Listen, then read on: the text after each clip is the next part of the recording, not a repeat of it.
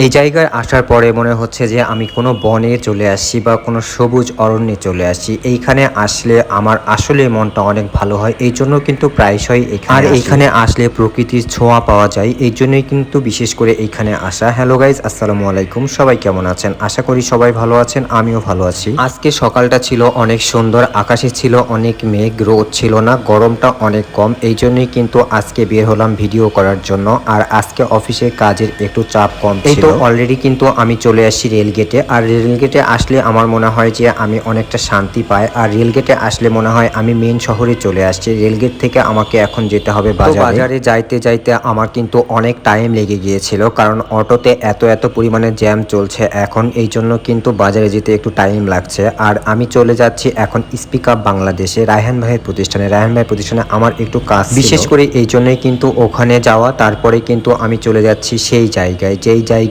বনের মতো জায়গা আমি আগে বলেছি এবং সবুজ গাছে ভরপুর। এই জায়গাতে আসলে কিন্তু অনেকটাই তৃপ্তি লাগে। সেই জায়গায় যাওয়ার আগে কিন্তু আমি নিউ হেভেন ফটোতে চলে আসছিলাম। এইখানে আমার বড় আপু আসছিল তার ছবি তোলার জন্য, এই জন্য কিন্তু সেখানে আসা লাগলো আমার। আর এইখানে কিন্তু অনেক সুন্দর ছবি। এটি অবস্থিত সোনাদিঘির মোড়ে সিটি সেন্টারের নিচতলায়। আর নিউ হেভেন ল্যাব কিন্তু অনেক আগের একটি প্রতিষ্ঠান। এখানে কিন্তু আমি যখন অনেক ছোট ছিলাম তখন থেকেই কিন্তু ছবি তুলতাম। তো তারপরে কিন্তু সেই ঐতিহ্যবাহী জায়গায় চলে আসলাম। এটি হচ্ছে রাজশাহী কলেজ। এর আগে কিন্তু আমি রাজশাহী কলেজের ভিডিও দিয়েছি, তবে রাজশাহী কলেজের এইবারের দৃশ্যটা একটু অন্যরকম লাগছে, কারণ আজকে রোদ ছিল না, এই জন্য কিন্তু আরো বেশি সুন্দর লাগছে। আসলে রাজশাহী কলেজে আসলে আমার মনে হয় যে আমি কোনো একটা প্রকৃতির মধ্যে ঢুকে গিয়েছি। এখানে এত সুন্দর গাছগাছালিতে ভরপুর। রাজশাহী কলেজ কিন্তু বাংলাদেশের 1 নাম্বার কলেজ। আর এই তো চলে আসি রাজশাহী কলেজের পদ্মপুকুরে গেটটি আজকে পুরোপুরি খোলা ছিল না, এই জন্য কিন্তু আমি পুরোপুরি ভিডিওটা করতে পারিনি। এই জন্য